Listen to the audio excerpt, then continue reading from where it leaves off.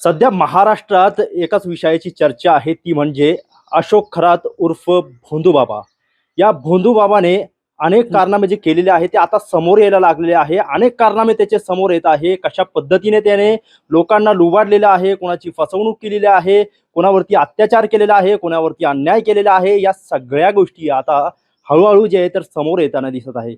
कारण एक सिन्नर तालुक्यातील कुंदेवाडी येथील माळी कुटुंब आहे, यांची जी जमीन होती ती जमीन कवडीमोल भावात त्या अशोक खरातने घेतली आणि सदरचं कुटुंब सध्या भूमिहीन आहे. आपण त्या कुटुंबाशी आज चर्चा करणार आहोत की नेमकं त्यांचं काय म्हणणं आहे. दादा, काय सांगाल? तुमचं नाव काय आणि एकूण काय प्रकार घडलेला आहे तुमच्यासोबत, काय सांगाल? माझं नाव चंद्रभान एकनाथ माळी, राहणार कुंदेवाडी. त्यांनी अशोक खरातने आमची अगदी अल्प दरात जमिनी खरेदी करून घेतली आणि त्याच्यामुळे आज आम्ही म्हणजे भूमिहीन तर सर्वच झालेले. आणि आज आम्हाला जगण्यासाठी सुद्धा खूप त्याला काय म्हणतो समस्येला सामोरं जायची पाळी येऊ राहिली.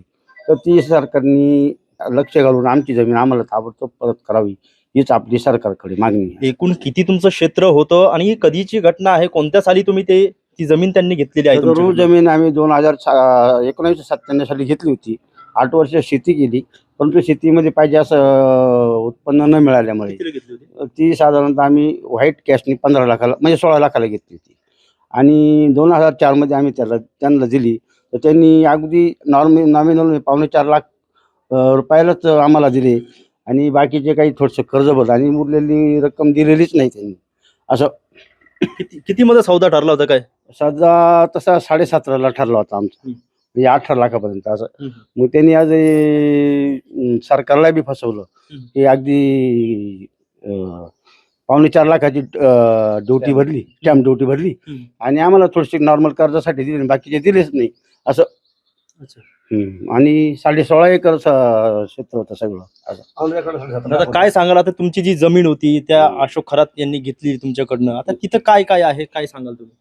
तिथं आता त्यांनी रो हाऊस वगैरे बांधलेले, फार्म हाऊस बांधले, पुन्हा बंगला बांधला, व्यवस्थित मंदिर बांधले आमच्या त्या जागेमध्ये. तिकडे व्यवस्थित आंब्याचे झाडं वगैरे, मंदिर आहे. नक्कीच आपण जर बघितलं तर ज्या मिरगावच्या जागेमध्ये ईशान्येश्वर मंदिर आहे, ती जागाच या माळी कुटुंबाची आहे असंच या ठिकाणी आपल्याला कळतंय. काय सांगाल तुम्ही? कशा पद्धतीने तुम्ही या सगळ्या प्रकाराकडे बघताय?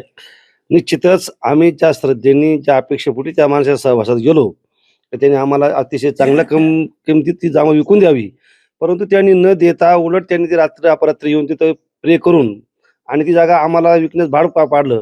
तसं आमच्या आपसातली किंमत खूप मोठी आहे. बंधूंनी जे आता सांगितलं ती खूप कमी सांगितली.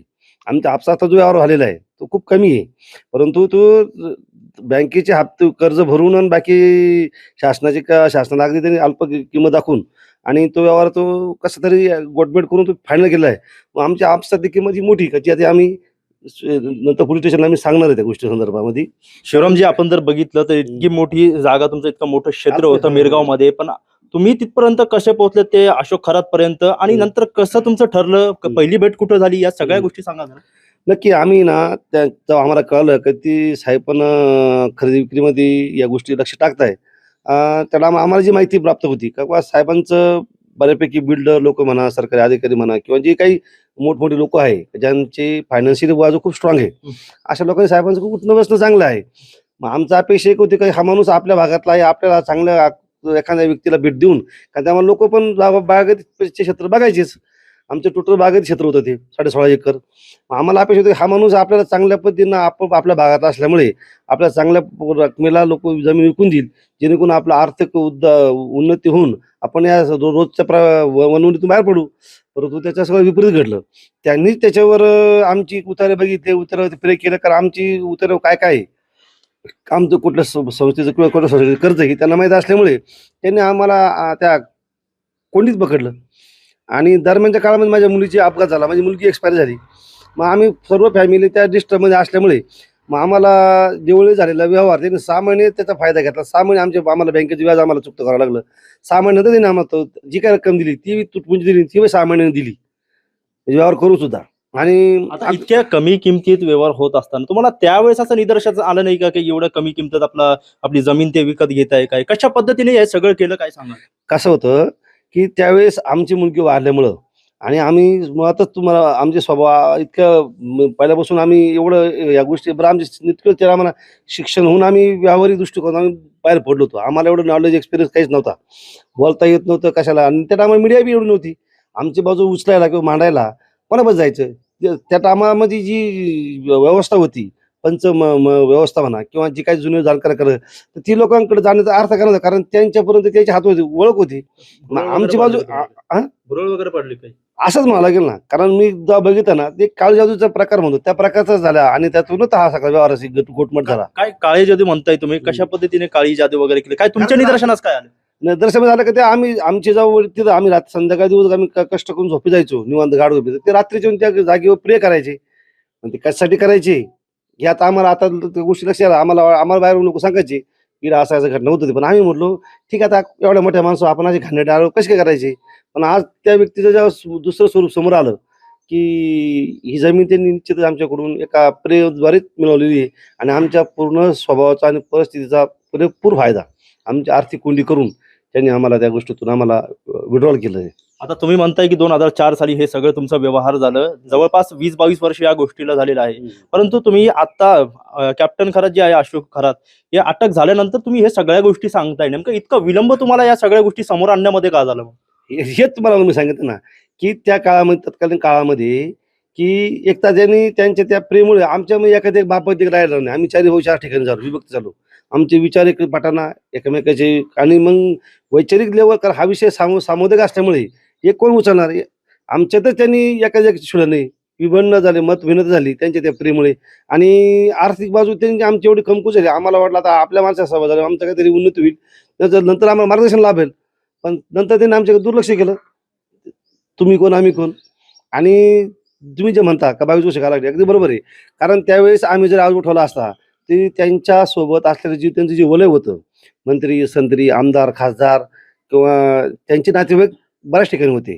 फार पोलिसांमध्ये असेल, तुमचे सरकारी अधिकाऱ्यामध्ये असेल, मंत्रालयामध्ये असेल, मंत्री संत्री त्यांचे नातेवाईकमध्ये किंवा त्यांची सामाजिक दृष्टिकोन त्यांची बांधिलकी असायची. मग अशा वेळेस आपण आवाज उठवायला गेलो तर काही प्रमाण तो उठला बी जाईल, परंतु तो कुठेतरी कॉलेज होऊ शकतो. कारण त्यांची जी इमेज होती त्या टायमामध्ये जनसामान्यामध्ये ती खूप वेगळी होती ना. त्यामुळे लोकांनी आम्हालाच वेळ काढला असता का मग तुम्ही कसं काय हे सगळं केलं, तुम्हाला जेवढं कळत होतं. परंतु ते आता आम्हाला तर जाणारं हे सगळं त्यांनी प्रेद्वारेच सगळ्या गोष्टी केलेल्या आहे. असं. दादा तुमचं काय नाव? नामदेव एकनाथ माळी. अच्छा, यांचे बंधू बंधूच आहेत हो, तुम्ही? बंधू. हो. अच्छा, मला एक सांगा, आता हे सगळा प्रकार तुम्ही बघताय, तुमची जमीन जी आहे तर तुटपुंज्या किमतीमध्ये त्यांनी घेतलेली हो, आहे. yes. कसं पाहताय तुम्ही आणि तुम्हाला आता क्षेत्र किती आहे? शेत आज एक गुंठा बी जमीन नाही मला असे.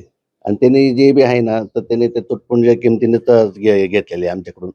आणि तीच अशी काहीतरी जादूटोणा करून किंवा हे करून त्यांनी ती जमीन आमच्याकडून अशाच लूट भावामध्ये घेतलेली जमीन. बरं, आता हे सगळे प्रकार आता तुम्ही समोर आणलेलं आहे, मीडिया समोर देखील आलेला आहे. पण आता तुम्हाला काय वाटतं, शासनाकडनं तुम्हाला काय अपेक्षा आहे? शासनाने यांच्याकडे बारकाईने लक्ष देऊन आणि आमची जमीन आम्हाला परत शासनाने द्यावी ही शासनाकडे मुख्यमंत्र्यांकडे त्यांच्याकडे आमची एक नम्रतेची विनंती आहे की आज आम्ही भूमिहीन झालेलो आहे, तर आम्हाला कुठेतरी न्याय मिळावा ही मुख्यमंत्र्याकडून अपेक्षा आहे आम्हाला. माळी बंधू आहे त्या सर्वांची आपण प्रतिक्रिया जाणून घेतलेली आहे.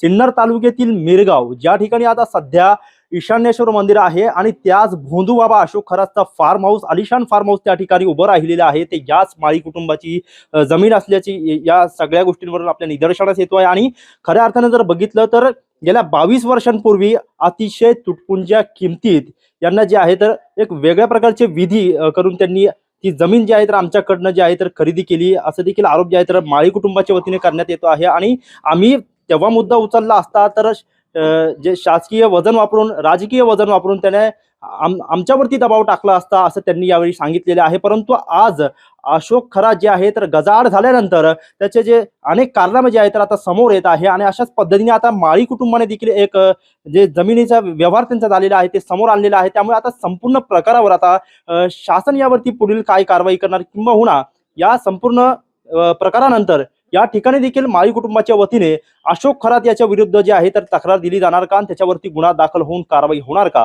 हेच पाहणं आता महत्त्वाचं ठरणार आहे. Mobin Khan, Maharashtra times online, Sinnar, Nashik.